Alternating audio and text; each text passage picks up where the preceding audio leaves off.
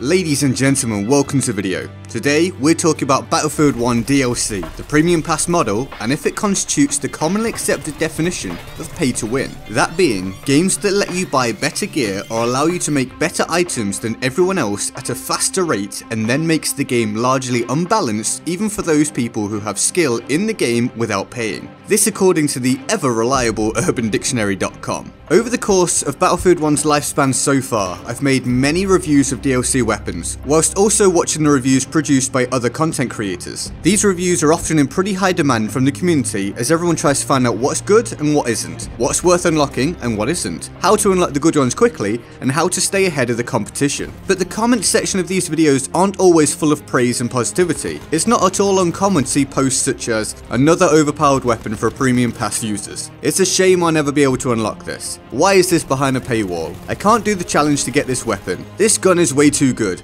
etc, etc, you get the idea. And so this repeated negative perception of DLC weapons eventually caused me to consider what reasons there might be for a continuous feeling of ill will that crops up every time there's a new iteration of downloadable content for Battlefield 1. And if you analyse the overall feelings displayed, it tends to come down to a perceived sense of being wronged, of not being able to utilise something that therefore puts the player at a disadvantage, or at the very least makes their experience feel less special. Thus, here we are, attempting to tackle a subject that, although fairly frequently complained about, doesn't seem to be discussed by recognised members of the community particularly regularly. Not that that's a bad thing, of course, there are plenty of other topics to create content around, but this one's been on my mind for a while now. Therefore, this will be an opinion piece overall, so obviously you may well disagree with me, and that's fine. That's what discussion is all about. The comment section will be open for you to give your side of the argument. All I ask is that everyone remains respectful and reasonable. It is just a game after all. Plus, watching the whole video would leave you better informed to comment, as you can be sure you're not talking about something I come to later in the analysis. I just feel like it's time to actually take a look at this issue and see if people actually have a point complaining about these weapons, whether they have them or not. So, I'm GetGoodGuy, and let's try to answer the question, is Battlefield 1 DLC pay to win?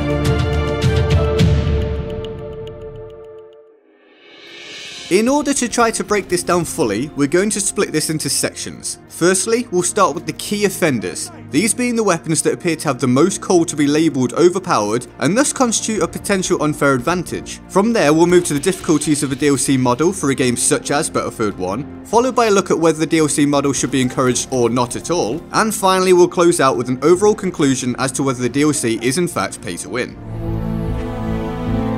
Right then, those key offenders. They've been selected based upon stats, the comments I've seen on a variety of videos, and my own opinion. So the list is as follows: the Machine and Pistol, the Lebel, the RSC, the Arisaka, the Farquhar Hill, the Model 1900, the Ribeirolles, the M1917, the Fedorov Avtomat, and the Parabellum. Your list may well differ here and there of course, but for me, these 10 weapons give a solid framework from which to analyse the lay of the land where weapon balance is concerned. I'll now briefly go through each one and explain my reasoning for its selection, plus giving my thoughts on if it deserves to be called overpowered and thus pay to win. So the Machine and Pistol. It fires at 1200 RPM, despite the in-game stat line saying 900 at the time of making this video. This can provide an absolutely ridiculous time to kill at close range, and I can see why people watching videos of it would be extremely disappointed and apprehensive about this one. Yes, it puts people on the ground scarily quickly, but what you find when you use it is that it can actually be extremely limiting as well. It can be difficult to handle, has a pretty awful reload time, and the ammo disappears in no time with only 16 rounds available per reload. The Automatico, in my opinion, is a comfortably superior weapon overall, which comes with the base game. It still kills very quickly, whilst being easy to handle and having more available ammo per reload. Offender number 2 is the Lebel, by virtue of it being probably the closest thing to a short-range sniper rifle which fits into the quick-scoping style of play that some people enjoy. Personally, I think it's a lot of fun and very satisfying to use, but for me, I also think, and I feel most will agree here, that the SMLE Marksman is the true king of close-quarters scope sniping in Battlefield 1. The Marksman variant also has a fair few advantages over the Sniper variant at close range too, so for me, the Lebel isn't too big a deal to not have access to. Next we have the RSC because of its ability to two-shot kill within the medic class. Yes, this is nice, but it's not quite as lethal as it sounds. I'm sure it's a disappointing prospect to miss out on, that 6 rounds per reload is nothing special. It's so somewhat situational where optimal usage is concerned, and only really fits certain playstyles. I think the often overlooked Selbstlader M1916 is a more than capable alternative with a lot more versatility. It won't two-shot full health enemies to the body like the RSC does, but again, I don't find this to be too much of a hindrance. We'll move on now to the Arisaka, and I will say that this is a dream to use from my perspective. It's extremely satisfying and has great potential for close quarters action while still being viable at longer ranges. I can totally understand non-premium pass players being upset that they can't get their hands on this one, but if we're being realistic, the Martini Henry is and probably will remain the prime example of a super powerful close quarters infantry scout rifle for most players. The Farquhar Hill is our next defender, as although some people really don't like it and report that it has ghost bullets, others such as myself find it to be a great all-round rifle. But being a jack of all trades doesn't necessarily make something overpowered, and for me, the Mondragon doesn't feel all that different, and the Farquhar doesn't suddenly make you an incredibly lethal medic if you weren't already.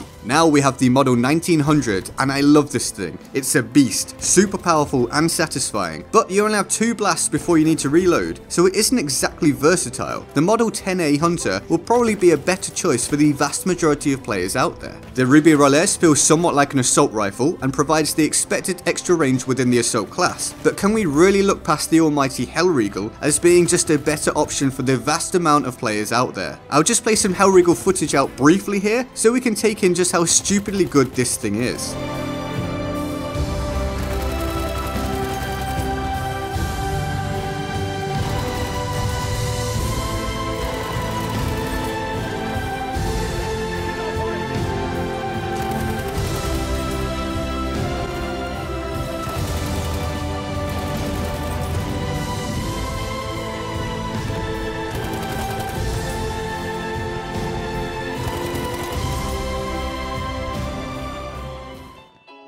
So we've gone through 7 offenders and found decent reasons as to why they don't truly qualify for a pay-to-win tag, but this is why I've left these 3 until last. In my opinion, these weapons do things better than anything else in the base game can offer, and I'll go from the weakest to strongest case. The M1917 is incredibly easy to use. It's super stable and has 250 rounds per reload. This to me is crazy. Some people feel like it's somewhat weak where damage is concerned, but it's so easy to land your shots that it barely matters to me. I personally don't think there's anything like this weapon, and I fully expected it to get nerfed after using it in the CTE, yet when it came to the full game, it still felt incredible. It may not be for everyone, and I understand that, but for most people, they seem to like the M1917, even going as far as thinking it's a fantastic weapon. It might just be a bit too good. Now we move on to the Fedorov Avtomat, and this one is an issue because of the synergy that you can implement in a build with it. Realistically, the Fedorov feels like something from the assault class, certainly far more than any other medic weapon. Now use heal pouches and you're essentially a near immortal assault rusher, able to outclass one player after another with your close range lethality and ability to quickly get into the next fight. A squad of players employing this tactic can wreak havoc in something like Domination and even the larger game modes like Conquest if they're well organized. Sure, there are other weapons in the class that can kill quickly, such as the auto-loading or the SL Sweeper, but for ease of use the Fedorov wins. Hold the trigger down, heal, rinse and repeat. And finally we've come to the almighty Parabellum, and what do I really need to say about this one? Without doubt the most lethal close range support weapon, plus a bipod for long range accuracy. I really don't feel like there's anything else that gets near this weapon at what it does well, and I imagine it would feel like a disadvantage not having it. If you're a player who likes to play aggressive, then the support class is a whole lot easier to use with the Parabellum available. Yes, the BAR is good at close range, and there are other weapons that do certain things well that the Parabellum does, but overall, the Parabellum is just superior in my estimations. And with that, we've gone through my list of 10. Overall, it isn't too damning an analysis. The majority are pretty well balanced and even have a superior weapon available in the base game in a few cases. But those 3 at the end, and specifically the Fedorov and the Parabellum, do constitute being outliers. So is it pay to win overall? Well, we'll get to that in the conclusion. Next, we need to look at the difficulties of a DLC model in a game like Battlefield 1, so we can better understand the position that DICE are in when they introduce these new weapons.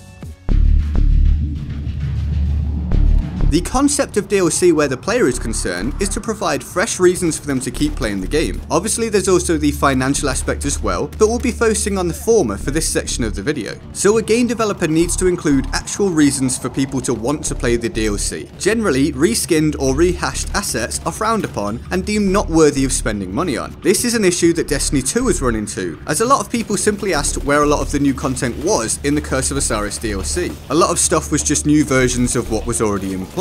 This combined with several other large factors has seen Bungie lose a huge amount of trust, and the future of Destiny as an IP appears to now be hanging in the balance. This makes it clear how important it is to still provide the player base with something that they deem to be good value for money. In the case of games such as Call of Duty and Battlefield, the success or failure of a DLC release tends to hinge primarily upon the weapons. Granted, and in Battlefield specifically, the maps, elite kits and vehicles all play a part too. But if one of those aspects fall flat, then it's seen as a negative point. If the weapons aren't enjoyable though, then the DLC will be seen as a complete failure by the majority of players. This then puts DICE in the position of needing to provide weapons that are worth using, without the reason being that they're simply better than what's already available. The sweet spot they're aiming for is to fill a gap in the game with a fun weapon that fits into the meta. Now we can all criticize when things go badly, and rightly so, but that's a task I wouldn't envy undertaking in the slightest. It's a difficult goal to achieve, and it's unsurprising that there will be missteps along the way. Does this make it okay for a weapon to be poorly balanced? No, but it does make it somewhat more understandable, and the hope would be that imbalances will be patched at some point later on. Does this always happen? Admittedly no, but I also don't feel like a DLC weapon has caused anywhere near the same level of issues as something that was already in the base game, that being the Hellregal factory again. This though does bring up a directly linked point. Some of you may have forgotten or may not have even known, but there is the option to pay to unlock all of the base guns in the game. It essentially puts you up to rank 10 for all of your classes. This was seemingly designed so that those with less time to play could experience all of the vanilla weapons, whilst making the developers and publishers more money. And I'm kinda torn on this one. I understand why it's an option, but at the same time, paying to take away the progression system doesn't sit all that well with me. So where's the link that I mentioned? Well, the Hellregal factory is the rank 10 weapon for the assault class, and the commonly accepted king of the Battlefield meta, at least on console. The paid unlock system meant that people could unlock this weapon, and the Martini Henry infantry no less, at any point they wished, and have a genuine advantage over the competition, especially on console when the Martini Henry was king before certain nerfs and before auto rotation changes, etc, etc. This is a nice segue for our penultimate section, as we can ask if the DLC, Premium Pass and paid unlock concept overall are good or bad for a game such as Battlefield 1. 2017 saw the gaming community finally explode with frustration, disappointment and anger, as the gaming landscape saw some developers and publishers overstep the mark for what is deemed acceptable when monetizing content. And by overstep the mark, I mean completely obliterate it. We saw controversy within Star Wars Battlefront 2, Destiny 2, NBA 2K18 and many other titles. In fact, when I typed NBA 2K into my Google search bar, the third suggested search completion was NBA 2K18 Pay to Win, which tells its own story really. And 2018 is likely to be a big year, as a precedent will be set as to if this trend is going to change or simply continue to expand.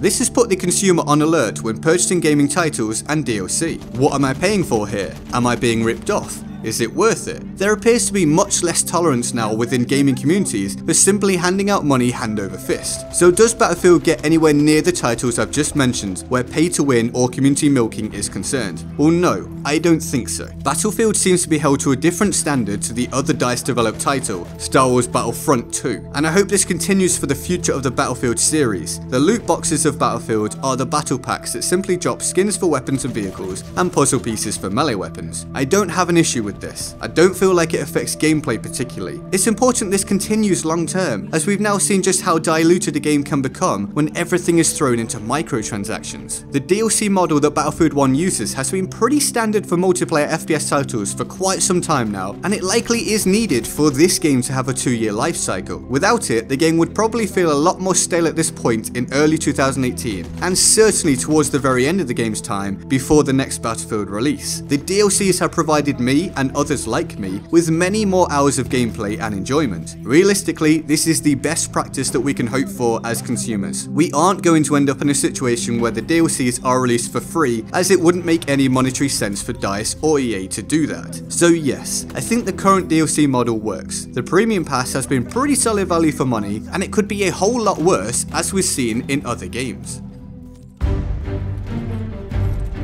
In conclusion, do I think that Battlefield 1 DLC is pay to win? Overall, no. Do I think it's a shame that some players can't play with these weapons due to not having the money, being too young to buy them, or simply not wanting to pay more on top of the original game price? Yes, I absolutely do. I can understand the frustration, but it's just a reality of gaming at this point. I don't think that the weapons are pay to win overall. On average, they sit quite comfortably within the meta, albeit with 2 or 3 weapons that I believe are too good at present. But if we use our definition of pay to win from the start of the video, do the DLC weapons make the game largely unbalanced even for those who have skill in the game without paying? I don't think so. A good player will still be a good player and will still be better than a bad player regardless of the weapon. The weapons aren't that imbalanced. I do understand why some players would think that some of the weapons are far too good when they haven't used them. They have a subjective viewpoint, and anything can seem good when you're being killed by it, but I don't feel like anyone has thought, oh, I'd be a far better player if I just had the Muzzin Nagant, or General Loot, or whatever other weapon you care to mention from the DLCs. More so, I think that people would think they'd be far better if they had the Hellregal Factory, if they don't already, and to a certain extent this is true. No, it won't suddenly make someone a great player, but it is good at pretty much everything whilst being easy to use. I also know that I keep bashing on the Hellregal, but it does seem to be a pretty big point at the minute. So I feel like the actual case of pay to win within Battlefield 1